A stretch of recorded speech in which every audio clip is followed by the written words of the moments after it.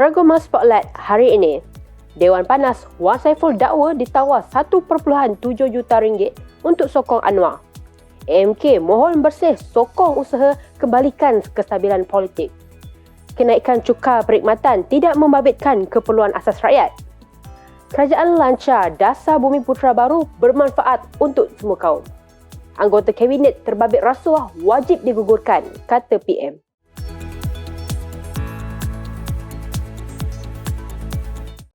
Salam Reformasi dan salam Malaysia Madani. Saya Fatin Emelina dalam Spotlight Keadilan.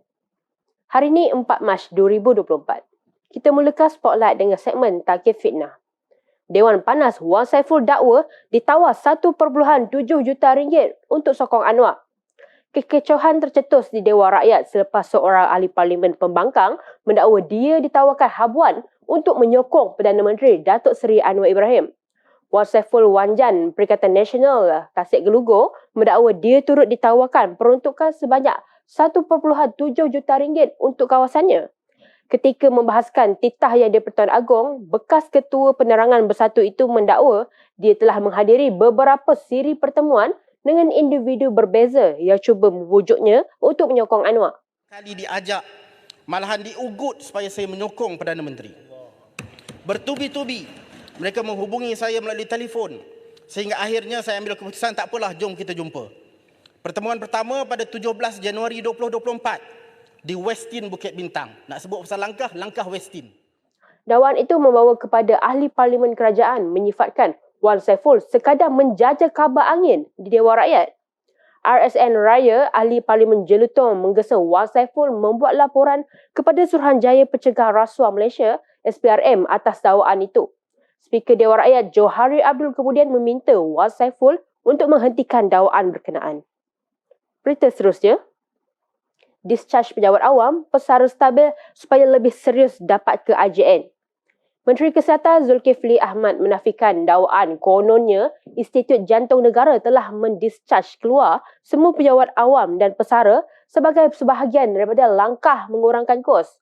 Baru-baru ini, portal berita kesihatan Code Blue menerbitkan surat daripada seorang pesara yang tidak dinamakan yang mendakwa dikeluarkan dari IJN selepas menerima penjagaan rapi. Kata Zulkifli dalam satu hantaran di Facebook, sejak sekian lama, Kementerian Kesihatan Malaysia telah merujuk kes-kes kompleks dan pesakit jantung kritikal ke Institut Jantung Negara untuk mengurangkan kesesakan dan masa menunggu yang lama. Menurut beliau, KKM membayar kepada IJN untuk setiap pesakit yang dirujuk ke IJN menggunakan pembiayaan tahunan persekutuan yang diterima daripada MOF. Justeru katanya bagi memastikan lebih ramai pesakit boleh dirujuk ke IJN, pesakit dibenarkan discharge setelah keadaan mereka stabil ke pusat jantung KKM yang lain. Beralih ke segmen Buletin Keadilan. AMK mohon bersih sokong usaha kembalikan kestabilan politik. Ketua Penerangan Angkatan Muda Keadilan iaitu Nabil Halimi dalam satu kenyataan berkata, mereka percaya bersih perlu menyokong usaha kerajaan untuk mengembalikan kestabilan politik negara. Jelasnya AMK turut mengalu-alukan usaha bersih dan semua pihak yang konsisten mendorong agenda reformasi di negara ini.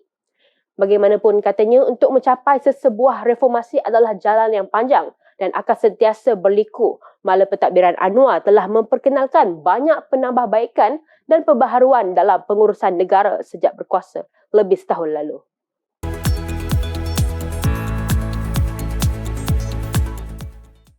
Tujuan utama kita menjual koin ini ialah untuk mendapatkan dana untuk membayar program Jubli Perak kita, dan kedua ialah untuk siapa yang beli boleh dapat simpan commemorative coin. Ini limited edition. Yang ini pewter RM120 satu, ya. Dan lagi special ialah yang ini disalut emas RM600, ya. Satu box dengan box ini cuma 2,000 unit saja. Jadi tolong beli. Raise the dana untuk parti kita. Dan yang paling penting boleh simpan bagi cucu cicit nanti. Pratempah sekarang untuk dapatkan koin ini kita akan deliver bulan 3 atau bulan 4, ya. Terima kasih atas kerjasama semua.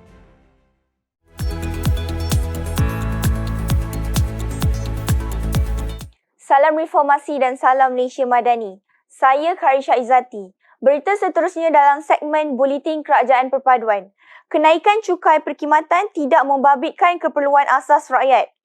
Kenaikan kadar cukai perkhidmatan daripada 6% kepada 8% yang berkuat kuasa mulai 1 Mac 2024 menumpukan kepada aktiviti berkaitan perkhidmatan kemahuan, discretionary dan aktiviti antara perniagaan B2B, demikian menurut Kementerian Kewangan MOF.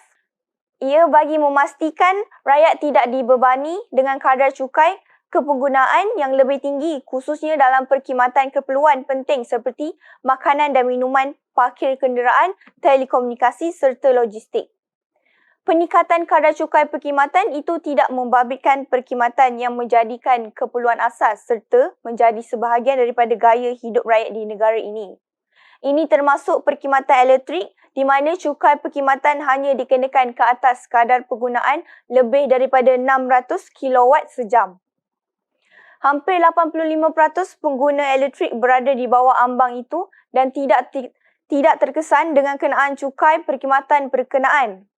Cukai perkhidmatan juga tidak akan dikenakan kepada perkhidmatan air dirawat. Berita selanjutnya.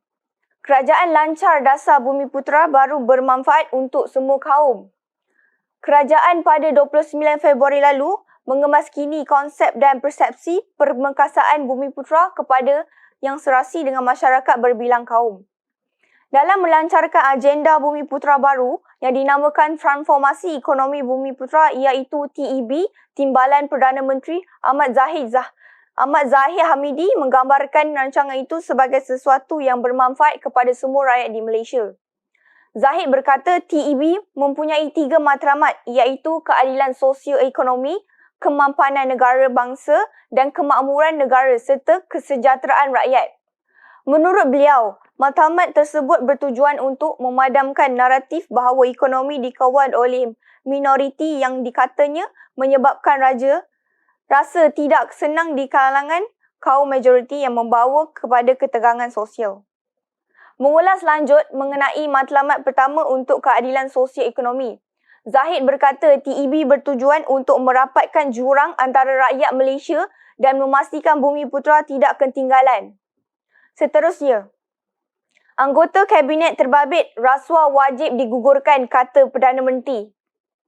Perdana Menteri Datuk Seri Anwar Ibrahim pada 29 Februari lalu menegaskan bahawa mana-mana anggota Kabinet di bawah pimpinannya yang didapati terlibat dalam salah laku rasuah wajib digugurkan daripada jawatan mereka. Beliau berkata tindakan itu bagi menyelamatkan negara daripada gejala rasuah dan beliau juga telah mengarahkan Suruhanjaya Pencegahan Rasuah Malaysia SPRM untuk mengambil tindakan terhadap jemaah menteri yang didapati terlibat dalam salah laku itu. Banyak diserang, tapi saya tanya di parlimen dan di luar parlimen. Beri satu bukti. Menteri, Perdana Menteri sekarang dalam tindakan mereka. Kalau ada yang rasuah, tanyakan si Azhar. Saya kata kalau ada, kita. Anwar berkata beliau juga menasihati jemaah menteri untuk menilai dan mengkaji sebarang projek yang telah diluluskan sebelum meneruskannya bagi memastikan proses telus, bersih dan kemungkinan ia boleh menjimatkan.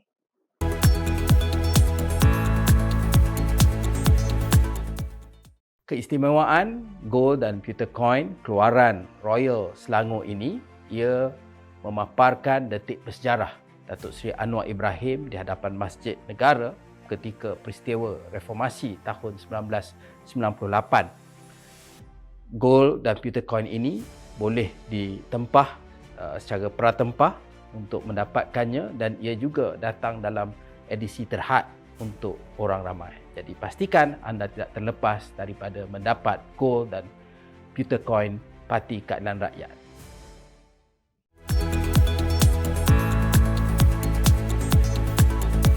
Bertemu kembali. Beralih ke segmen Buletin Rakyat. Sultan Selangor amat duka cita hadi hina Raja-Raja Melayu. Sultan Selangor Sultan Sharafuddin Idris Shah Al-Haj menzahirkan rasa duka cita dengan kenyataan Presiden PAS Tan Sri Abdul Hadi Awang bertajuk Ketinggian Islam wajib dipertahankan pada 20 Februari lalu. Kenyataan Abdul Hadi itu dipercayai ditujukan kepada alim ulama, para peguam, hakim, ahli parlimen dan Dewan Undangan Negeri serta Raja-Raja Melayu. Selangor Royal Office dalam kenyataannya memaklumkan Sultan Sharafuddin menyifatkan Abdul Hadi tidak membaca secara menyeluruh dan mendalam titah ucapan baginda semasa mesyuarat Majlis Kebangsaan bagi Hal Ehwal Agama Islam MKI pada 15 Februari lalu. Menurut kenyataan itu, Abdul Hadi secara sinis mengaitkan titah ucapan baginda dengan sikap raja-raja yang perlu berwawasan kepada kehidupan akhirat dan tidak mengejar kepentingan dunia semata-mata, dianggap tidak bersesuaian serta tidak beradab dari sudut budaya Melayu yang sentiasa menghormati dan memelihara adab ketika menyuarakan pandangan dan nasihat kepada raja-raja Melayu. Berita seterusnya, Mahkamah Rayuan batal pembebasan Muhyiddin. Mahkamah Rayuan membatalkan pelepasan dan pembebasan Muhyiddin Yassin apabila mengembalikan 4 pertuduhan salah guna kuasa terhadapnya yang dikaitkan dengan program Jana Wibawa. Panel 3 hakim sebelat suara membatalkan keputusan Mahkamah Tinggi Kuala Lumpur pada 15 Ogos tahun lepas yang membenarkan bekas Perdana Menteri itu untuk mencabar pertuduhan berkenaan atas alasan ia tidak jelas dan cacat. Panel hakim yang turut dianggotai Hakim Azmi Arifin dan SM Komati membenarkan rayuan pihak pendakwaan untuk mengembalikan semua pertuduhan salah guna kuasa. Bercakap bagi pihak panel rayuan, hakim memutuskan bahawa pertuduhan adalah jelas dan tidak kabur. Berita selanjutnya, jangan ada cuba gugat atau politikan asas perlembagaan negara. Yang di-Pertuan Agong Sultan Ibrahim pada 26 Februari lalu menitahkan kerajaan merangka satu dasar untuk mengukuhkan keharmonian dan perpaduan dalam kalangan rakyat Malaysia. Sultan Ibrahim bertitah ini kerana berdasarkan pengamatan Seri Paduka Baginda, hubungan perpaduan antara kaum di negara ini masih belum sempurna walaupun setelah selebih 60 tahun Malaysia terbentuk. Menurut beliau, masih ada generasi yang gagal menguasai bahasa kebangsaan dan memahami budaya hidup kaum lain. Pada masa yang sama, Yang di-Pertuan Agong turut menyeru semua lapisan masyarakat untuk menjaga keharmonian negara serta tidak menyentuh isu-isu sensitif yang melibatkan raja, kaum dan negara. Raja, kaum dan agama. Sultan Ibrahim bertitah demikian pada istiadat pembukaan mesyuarat pertama penggal ketiga Parlimen ke-15 di bangunan Parlimen baru-baru ini. Turut berangkat ke istiadat itu Raja Permaisuri Agong Raja Zaris Sofia. Sekian laporan dari Spotlight Keadilan malam ini. Sebelum mengakhiri laporan Spotlight malam ini, saya ingin memberikan serangkap pantun. Bunga disusun gadis remaja, cantik gubahan mewangi haruman, negara berperlembagaan, institusi beraja, rukun negara penghayatan mengeratkan perpaduan. Jangan lupa mengikuti laman rasmi Facebook, TikTok dan YouTube Parti Rakyat dan TikTok Studio Keadilan untuk mengetahui rancangan-rancangan yang akan dijalankan secara siaran langsung di masa hadapan. Dalam masa yang sama, kami menggalakkan anda semua untuk membeli shilling emas dan pewter keadilan sepenuh ulang tahun ke-25 keadilan dan sebagai salah satu koleksi terbaik. Hanya imbas QR Code yang tertera untuk pembelian. Saya Fatin Amelina. Dengan itu, Assalamualaikum, salam hormat dan selamat malam.